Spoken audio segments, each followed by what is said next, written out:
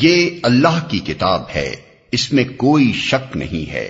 ہدایت ہے ان پرہیزگاروں کے لیے جو غیب پر ایمان لاتے ہیں، نماز قائم کرتے ہیں، جو رزق ہم نے ان کو دیا ہے اس میں سے خرچ کرتے ہیں۔ یہ اللہ کی کتاب ہے، اس میں کوئی شک نہیں ہے۔ اس کا ایک سیدھا سادہ مطلب تو یہ ہے کہ بے شک یہ اللہ کی کتاب ہے، مگر ایک مطلب یہ بھی ہو سکتا ہے کہ یہ ایسی کتاب ہے جس میں شک کی کوئی بات نہیں ہے۔ دنیا میں جتنی کتابیں امور ما بعد طبیعت اور حقائق ما ورائے ادراک سے بحث کرتی ہیں، وہ سب قیاس و گمان پر مبنی ہیں۔ اس لیے خود ان کے مصنف بھی اپنے بیانات کے بارے میں شک سے پاک نہیں ہو سکتے، خواہ وہ کتنے ہی یقین کا اظہار کریں۔ لیکن یہ ایسی کتاب ہے جو سراسر علم حقیقت پر مبنی ہے۔ اس کا مصنف وہ ہے جو تمام حقیقتوں کا علم رکھتا ہے، اس لیے فی الواقع اس میں شک کے لیے کوئی جگہ نہیں۔ یہ دوسری بات ہے کہ انسان اپنی نادانی کی بنا پر اس کے بیانات میں شک کریں۔ ہدایت ہے ان پرہیزگاروں کے لیے، یعنی یہ کتاب ہے تو سراسر ہدایت اور رہنمائی، مگر اس سے فائدہ اٹھانے کے لیے ضروری ہے کہ آدمی میں چند صفات پائی جاتی ہوں۔ ان میں سے اولین صفت یہ ہے کہ آدمی پرہیزگار ہو، بھلائی اور برائی میں تمیز کرتا ہو، برائی سے بچنا چاہتا ہو، بھلائی کا طالب ہو اور اس پر عمل کرنے کا خواہش مند ہو۔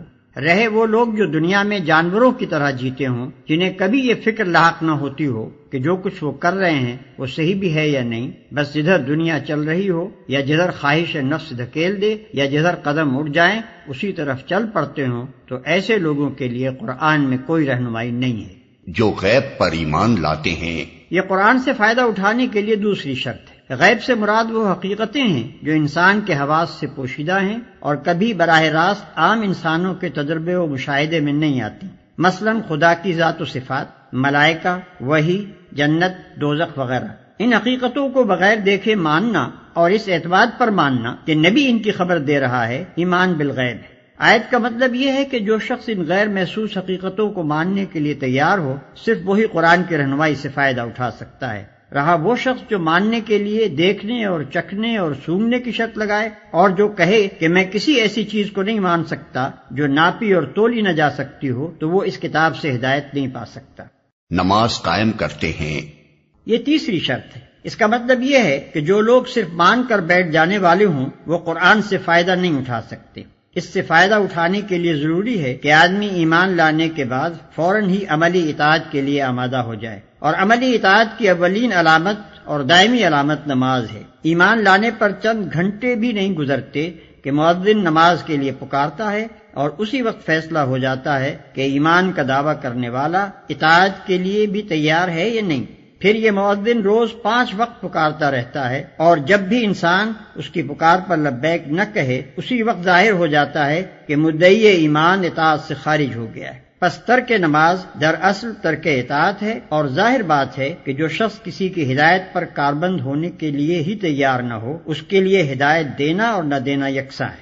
یہاں یہ بھی سمجھ لینا چاہیے کہ اقامت صلاۃ ایک جامع اصطلاح ہے۔ اس کے معنی صرف یہی نہیں ہے کہ آدمی پابندی کے ساتھ نماز ادا کرے، بلکہ اس کا مطلب یہ ہے کہ اجتماعی طور پر نماز کا نظام باقاعدہ قائم کیا جائے۔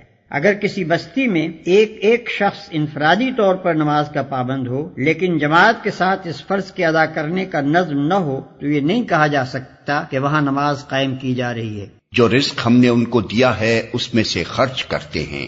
یہ قرآن کی رہنمائی سے فائدہ اٹھانے کے لیے چوتھی شرط ہے کہ آدمی تنگ دل نہ ہو، زر پرست نہ ہو، اس کے مال میں خدا اور بندوں کے جو حقوق مقرر کیے جائیں انہیں ادا کرنے کے لیے تیار ہو۔ جس چیز پر ایمان لایا ہے اس کی خاطر مالی قربانی کرنے میں بھی دریغ نہ کرے۔